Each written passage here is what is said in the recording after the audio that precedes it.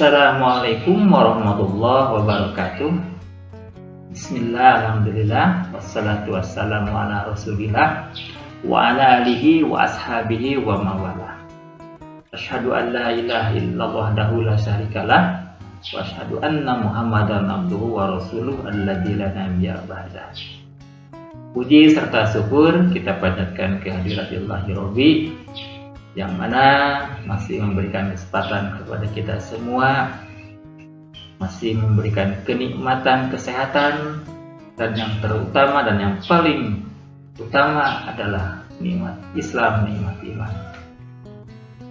Tak lupa salawat serta salam senantiasa tercurahkan kepada junjungan kita Habibana wa Nabiyana Muhammad sallallahu alaihi wasallam, pada keluarganya, para sahabatnya, sampai pada kita semua sampai akhir zaman. Para siswa-siswi yang dirahmati Allah, tidak terasa kita sudah mencapai hari yang ke-16 di bulan suci Ramadan tahun ini. Kurang lebih 14 hari ke depan kita akan sampai ke suatu hari, namanya hari kemenangan, hari yang fitri. Mudah-mudahan puasa kita, ibadah kita yang lainnya diterima oleh Allah Subhanahu wa Ta'ala. Pada kesempatan hari ini, seperti biasa, Bapak akan memberikan materi berkaitan dengan kegiatan pesantren Ramadan yang diberi judul Sains Teknologi dalam Perspektif Islam. Para siswa-siswi yang dirahmati Allah, perlu diketahui bahwa perdebatan sengit mengenai pandangan mana yang lebih penting antara pemahaman ilmu agama dan pemahaman sains teknologi masih terus berkembang, terutama di kalangan dunia barat, terutama di Eropa. Sehingga muncul pertanyaan, mana yang lebih penting? Apakah ilmu agama atau sains teknologi? Sehingga di dunia sana ada satu kelompok berkembang pemahaman menganggap bahwa tidak penting untuk beragama. Artinya tanpa agama bisa hidup. Yang terpenting adalah kuasai sains teknologi, maka akan menguasai dunia. Nah, ini situasi yang sangat membahayakan di tengah-tengah kehidupan masyarakat. Sehingga akan timbul suatu pemahaman sekuler, ya, pemahaman di mana orang-orang tidak mempercayai adanya ketuhanan atau adanya agama. Nah, Islam tidak memandang dari perspektif ini. Mengapa? Karena dalam Islam sudah jelas melalui Al-Quran dan Al-Sunnah telah memberikan sistem yang lengkap dan sempurna, mencakup semua aspek kehidupan manusia, termasuk di dalamnya adalah kegiatan-kegiatan bersifat ilmiah. Jadi kegiatan ilmiah merupakan bagian integral dari keseluruhan sistem yang termaktub di dalam ajaran Islam yang disurahkan dalam ayat-ayat suci Al-Quran, di mana di dalamnya ada semacam kaitan atau harmonisasi satu sama lain yang saling melengkapi. Al-Quran dalam ayat-ayatnya begitu jelas sangat menekankan pentingnya membaca.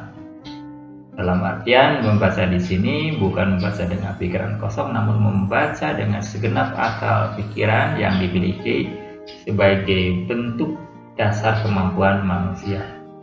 Untuk membaca apa? Tentu saja membaca kitab alam dan merenungkannya.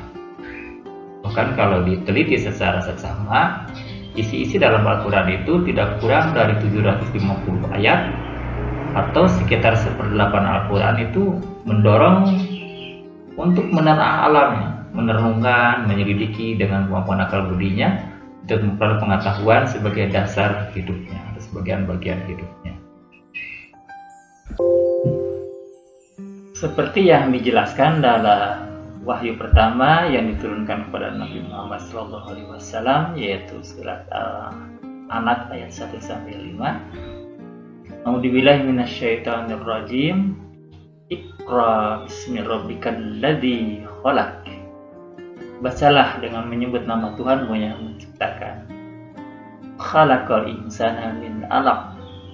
Dia yang menciptakan manusia dari segumpal darah. Iqra wa rabbukal akram. Bacalah dan Tuhanmu lah yang Maha Pemurah. Alladzi 'allama bil qalam. Yang mengajarkan manusia dengan perantaraan qalam. Qalam itu tulis ya, tulisan. Allama insana man lam ya'lam. Dia mengajarkan manusia apa yang tidak diketahuinya.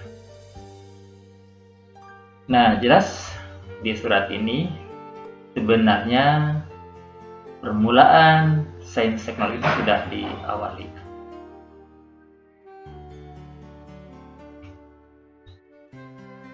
Kata Iqra menurut pakar tafsir yang sudah tidak asing lagi buat kita semua, yaitu Bapak Quraisy Shihab, diambil dari akar kata yang berasal dari kata menghimpun. Dalam artian menghimpun di sini yaitu memiliki makna menyampaikan, menelaah, mendalami, meneliti, mengetahui ciri-ciri sesuatu, membaca dengan baik yang tertulis maupun yang tidak. Sedangkan dari segi objeknya, Iqra itu mencakup segala sesuatu yang dapat dijangkau oleh manusia.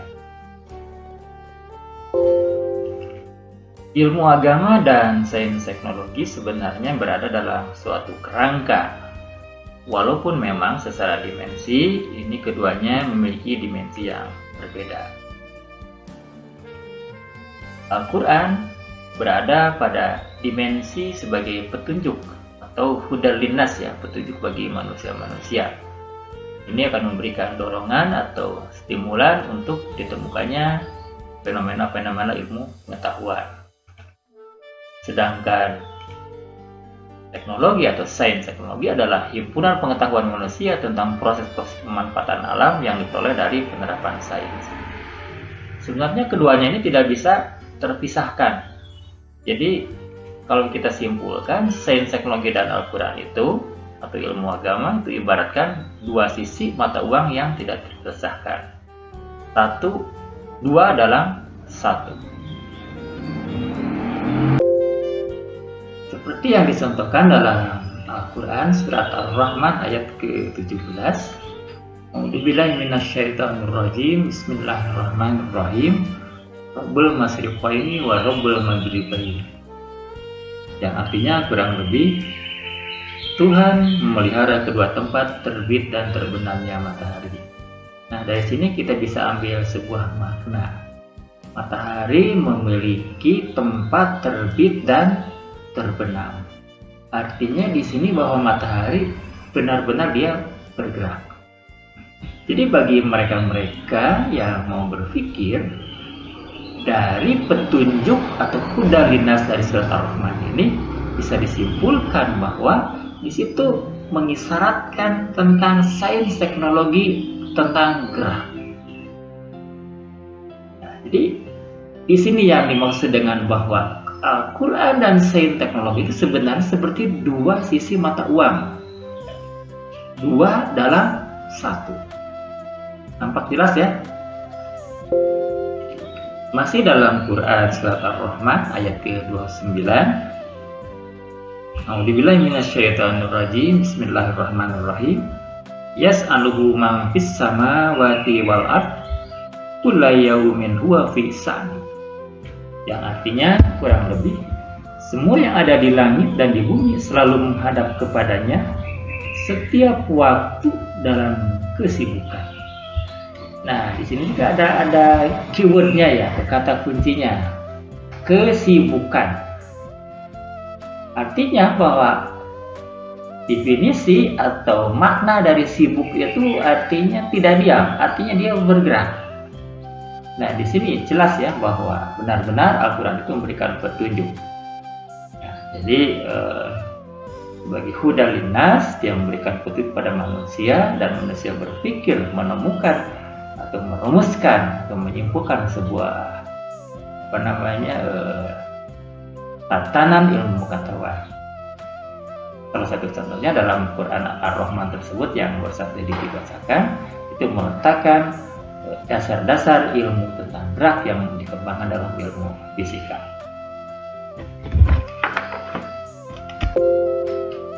Pandangan Al-Quran tentang sains dan teknologi dapat ditelusuri dari pandangan Al-Quran tentang ilmu.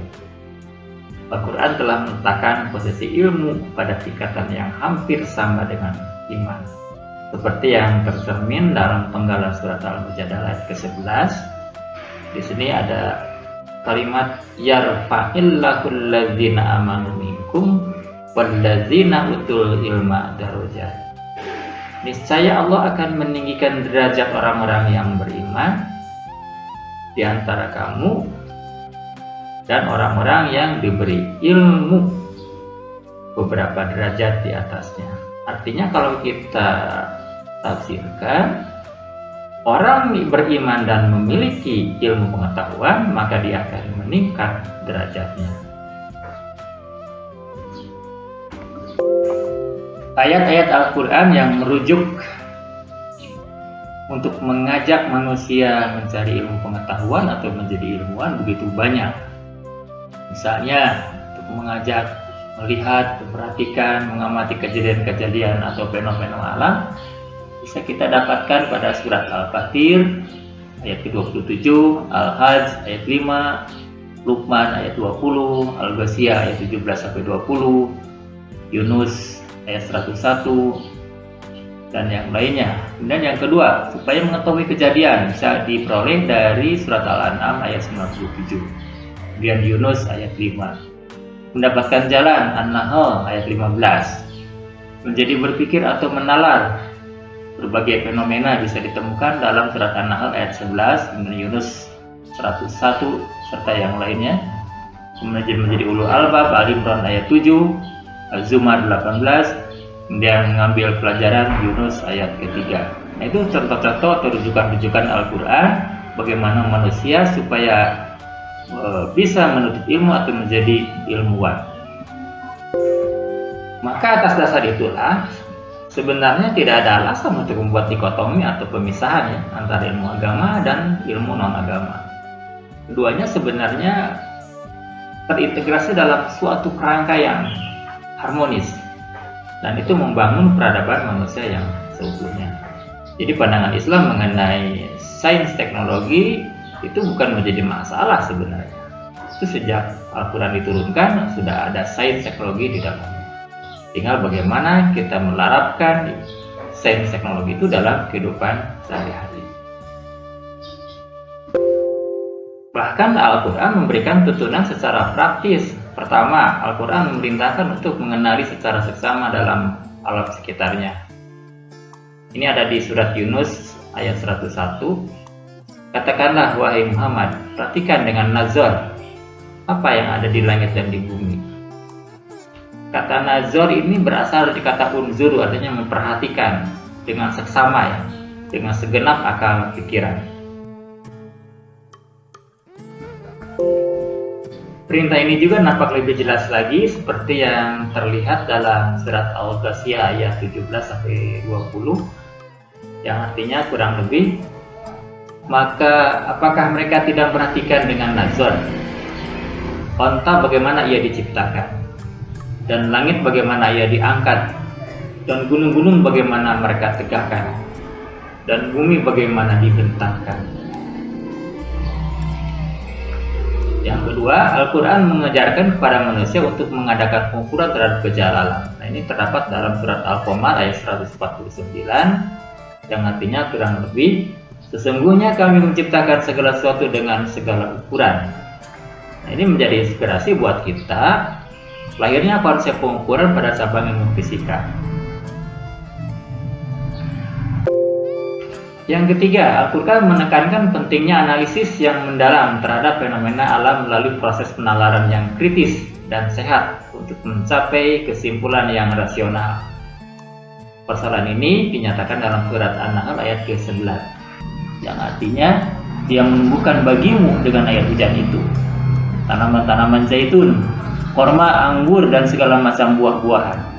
Sesungguhnya pada yang demikian itu benar-benar terdapat tanda-tanda kekuasaan Allah bagi mereka yang mau berpikir. Dan dia menundukkan malam dan siang, matahari dan bulan untukmu, dan bintang-bintang untuk ditundukkan bagimu. dan perintahnya sebenarnya ada demikian itu terdapat tanda-tanda kekuasaan Allah bagi kaum yang menolak. Nah, dari ayat ini jelas sekali ya bagaimana manusia dituntut untuk bisa melakukan kajian analisis ilmiah dari alam yang ditemukan dalam kehidupan sehari-hari. Bagaimana zaitun itu bisa tumbuh, kurma bisa tumbuh, ketika musim hujan tumbuh-tumbuhan pada tumbuh semua. Nah, ini mendorong kita untuk bisa berpikir kenapa demikian.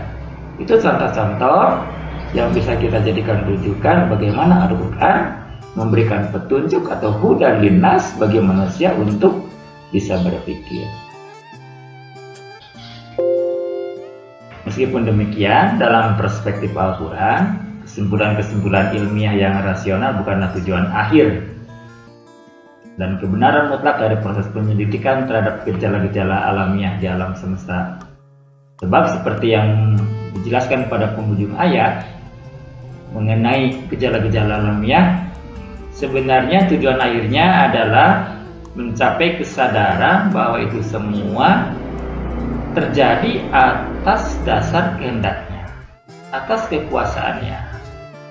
Artinya kita dituntut dengan berkembangnya sains teknologi menuntut manusia bahwa semua itu terjadi karena kehendak Allah.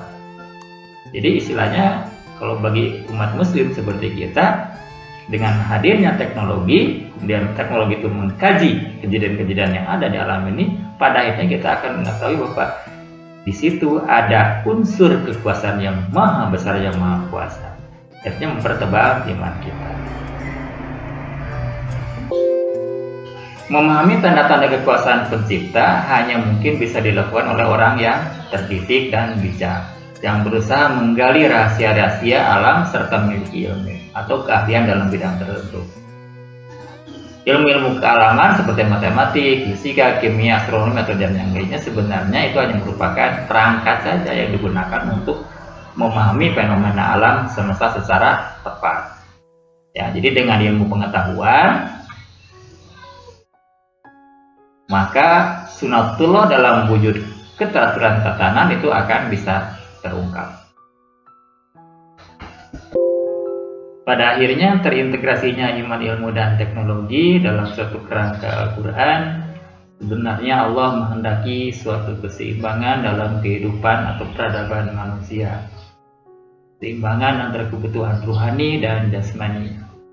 Karena seseorang yang beriman tanpa dibekali dengan pengetahuan, ia akan mudah dihancurkan. Atau sebaliknya, seseorang yang memiliki ilmu pengetahuan tanpa memiliki iman, maka dia akan menghancurkan peradaban. Demikianlah yang bisa Bapak sampaikan pada siang hari ini. Mudah-mudahan ada guna dan manfaatnya buat kalian semua, terutama buat diri Bapak pribadi. Billahi taufiq wal hidayah. Wassalamualaikum warahmatullahi wabarakatuh.